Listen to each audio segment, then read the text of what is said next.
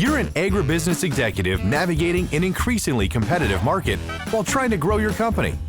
Mergers and acquisitions are pitched as an accelerant to growth, but many M&A deals destroy more value than they create.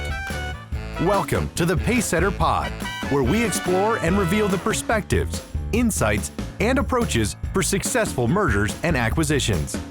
Here's your host, the Integration Pacesetter, Joe Mosier. Hello and welcome to another episode of the Pacesetter Pod. I am your host, Joe Mosier, and thank you so much for choosing to spend your time with us today. I was recently in a conversation that brought a really interesting thought to the front of my mind. I was in discussions with a business leader who was in the middle of negotiating an LOI ahead of what they believe will be a transformative M&A deal for their business. And we were talking about all the different things that need to be in place to prepare for integration and integration success. And the individual I was talking to said, okay, I get it. I know I need to have communications well managed. I know I need to assign people to this project. I know that we need to resource it well. I know that we need to have a change management plan. I understand that we need to have goals and objectives. I understand that we have to have plans in place to address culture. And he rattled off all these different topics and focus areas. But then he said, make it simple. What are the three things that I have to know going into this process, going into this transaction, and going into this transformative change for my company? And that got me thinking, there are seemingly infinite ways for you to underperform when it comes to strategy execution. And I mean strategy execution in the broadest sense. When we think about mergers and acquisitions, they're just one small slice of strategy execution. They're just one lever that you can pull to drive growth in your business. And despite being one small piece of this overall strategy realm, the opportunities to screw it up still remain mind-bogglingly high. The implied message here is that you need to be on the lookout for the fatal mistakes that many people make on their way to failing at M&A integration. And when I sat there and I thought about this question of what are the three things that I need to know, I immediately started trying to prioritize in my mind. Okay, is it culture or is it communications? Are those even different? Okay, should it be focused on process? Is it maybe focused on goals of the deal and synergy targets? Is it focused on people retention? I went through a dozen or more different topics, trying to weight them in my head, trying to assign a value, trying to organize them into prioritization so that I could intelligently answer this question. And as the days went on and I sat with this question more, I realized that there's actually a small number of the most prominent mechanisms of M&A integration failure. And we can summarize it around these small categories, these small labels, a small handful of drivers. But what I also realized is that the drivers themselves are not that complicated. In fact, they are remarkably uncomplicated. And so today, in the spirit of a very great question from an experienced business leader who's thinking critically about how he is going to help his business navigate what he knows is going to be an incredible challenge for his team, for his customers, for his suppliers, for everyone involved, I want to walk you through the three missteps that you can make that will irrefutably preclude you from enjoying any success in your M&A integration efforts. And again, on the surface, they're all very simple. And while they're very simple, they're equally dangerous. Let's jump in. The first one is to simply not have goals. Think about that for a second. To not have goals. And before we dig into what that looks like in integration, let's pan back and think about the role that goals play within your business. Can you imagine running a business without goals? It'd be like running it without a strategy. It'd be like going in every day and not having the answer to, what are we trying to create? What do we want to accomplish? Why do we even exist? And can you imagine walking into a quarterly board meeting and being unsure of what your business does, why it does it, and who it does it for, and if they even care that you're doing it?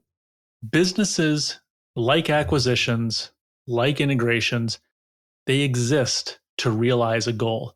Absent a goal, there's no reason to organize the business. Now, commonly goals for commercial businesses are going to be to generate profits, to create revenues that can then be translated into profits and shareholder returns. But businesses also exist to satisfy unmet needs They exist to mitigate and avoid unnecessary volatility. They exist to help bring goods, products, and services from times and places of surplus to times and places of deficit. And while goals often feel like a hefty weight on the business, we have to meet our weekly call volumes. We have to deliver our quarterly results. We have to deploy capital and deliver XYZ value metrics by mid-year and end of year, et cetera, et cetera. While the goals feel like demands, they're actually the oxygen that allows your business to exist and to prosper. Without goals, there is no business. So let's think about this in the context of an M&A integration. Not having goals is the same as having no alignment among your leadership around why you're doing the deal. How successful do you think you're going to be? With no alignment among leadership around how you're going to do the deal, you're not going to have any metrics in place. If you don't have any metrics, how do you know if you're on progress? How do you know if you're delivering value? How do you know if anybody should care? And when you don't have an underlying rationale to fall back upon when things get tough for why this strategy, while this acquisition, while this effort was necessary, how can you explain to your customers, your employees, your shareholders, why it's a good thing for them to be investing in? You can't. Without goals, your integration is going to fail. The second critical misstep that you can make is to not have a plan. And let's think about this first through just operational readiness of your business. And let's take the context of a grain elevator or regional grain operation in the summer months ahead of fall harvest. For any of you that have been in the business for even a season, you'll know that a harvest plan is not a nice to have, it's a must have. I cannot imagine going into a fall harvest without a clear sense of what is our contracted to arrive position. What are the commodities? What are the volumes? What are the delivery locations if they've been set? Similarly, how could you plan on being successful if you didn't know what share of the uncommitted production that's out there in your region, what share that you expected to come through your assets, the incremental volume above and beyond your contracted to arrive? How could you set yourself up for success if you didn't know how to set up your country houses, if you didn't know how to prepare your terminals to handle the likely volume, if you didn't have a disposition on, are we going to try to stay fluid for as long as possible? Or are we looking to stockpile as much as we possibly can to capture a carry in the market? Not having any pre-existing thought or disposition on under what conditions are we going to put grain on the ground? Where's it going on the ground? How long is it going to be there? What's our reclaim plan? Not knowing, are we going to be trucking out the back of the house to ethanol and to local feeders? Are we going to be loading shuttles? Are we focused on putting grain on the river? Or not even knowing, are our assets ready? Are we current on maintenance? Have the critical CapEx projects that we decided to invest in, are they complete? Are they operational ready and commissioned? Not knowing if our systems are ready, our technology systems. Not knowing if we should expect a major software upgrade that's going to take us offline for a day or 2 days during peak times. Or even, what about our people? Are our people ready? Do we have enough of them? Are they adequately cross-trained? Are they going to be in the right place at the right time? This is what having a plan means for running your business in an as-is state. And integrations just amplify the need for a plan. Difficult things are not best accomplished through winging them. Not having a plan is basically deciding to not have a budget. And the damage of not having a budget cuts both ways. Not having a budget might mean that you're starving the effort before it even starts. You're choosing to not fund the work. You cut the check to buy the business, to merge the two entities, but you left no gas in the tank to bring it home, to bring them together. Or conversely, no budget can mean there's no upper limit.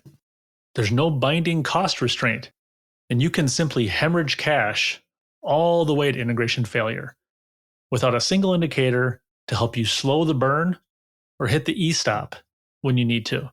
No plan also means you have no idea in place around how you're going to retain critical people. You have no plan for how you're going to bring two distinct cultures together, how you're going to preserve the attributes necessary to protect what was. You don't really have an idea of how we're going to create the culture that we need to succeed going forward. It might mean you don't even know what your risks are. If you don't know what your goals are, you don't know if things are going well, then there's no need to know what could send the thing sideways, right? And then lastly, in this topic, I'd say no plan is no schedule. And no schedule means no ability to forecast the work required. No way to ID the milestones, the meaningfully and impactful milestones that are critical to the project moving forward and worth celebrating. and no way to prepare your company for the peaks and troughs of integration demands. Not having a plan is just as effective at destroying your M&A integration as not having goals.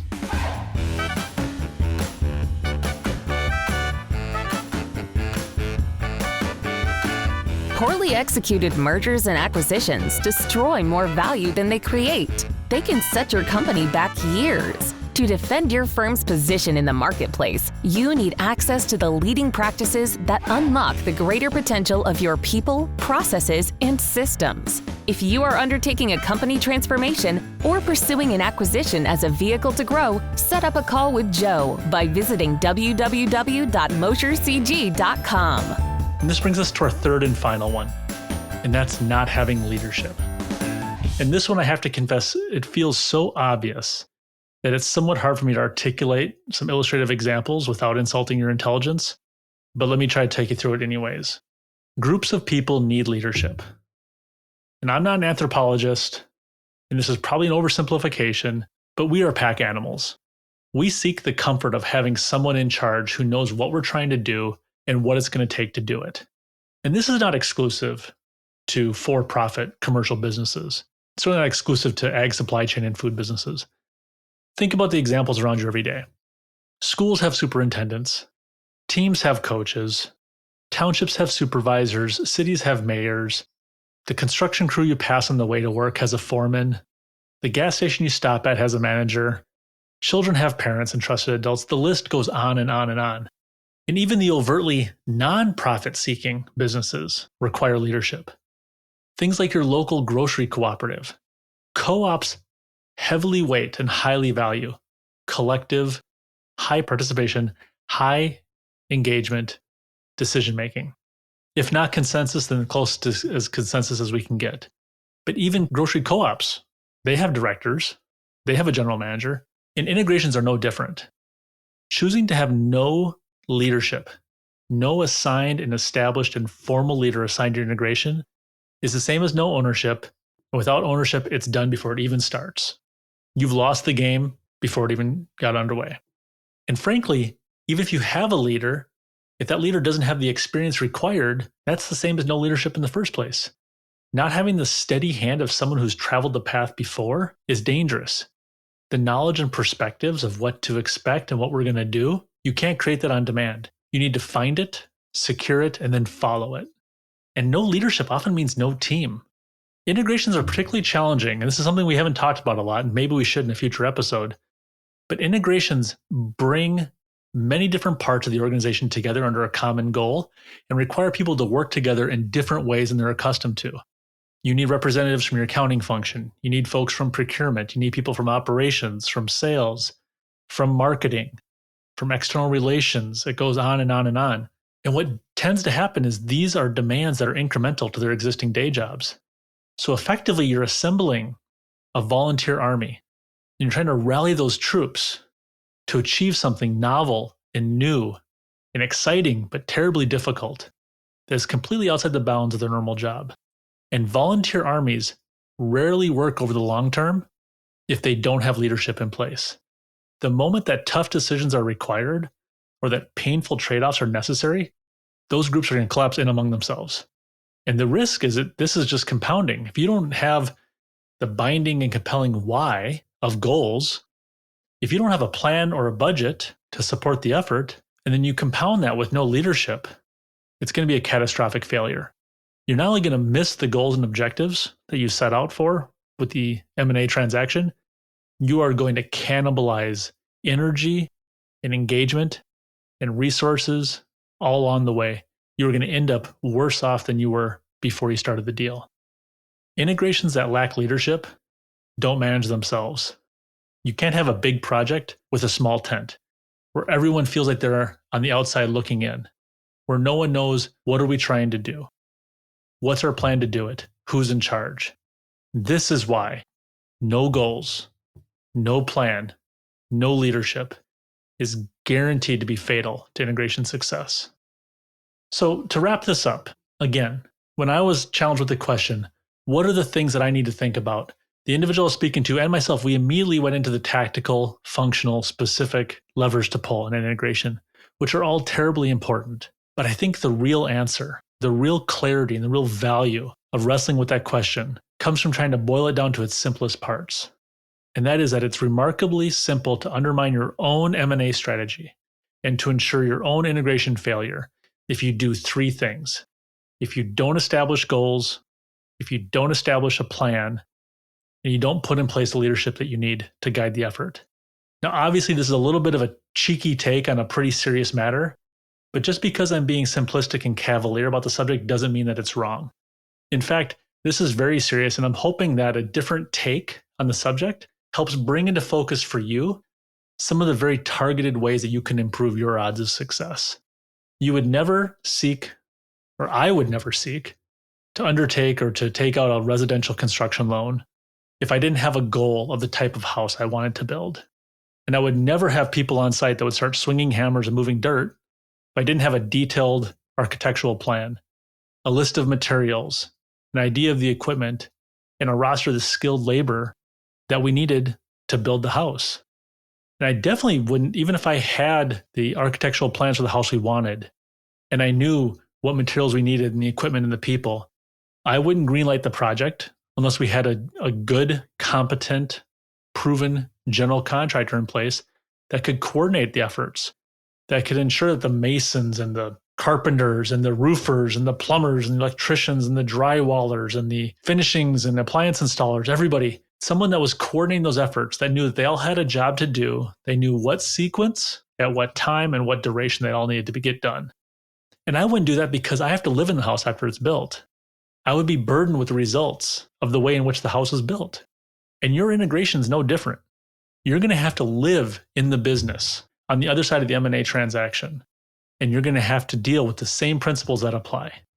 So I hope that's been helpful. I know it's a somewhat different take, but distilling this down to the three things that you need to make sure you have in place to not blow up your M&A transaction, I believe is a helpful exercise.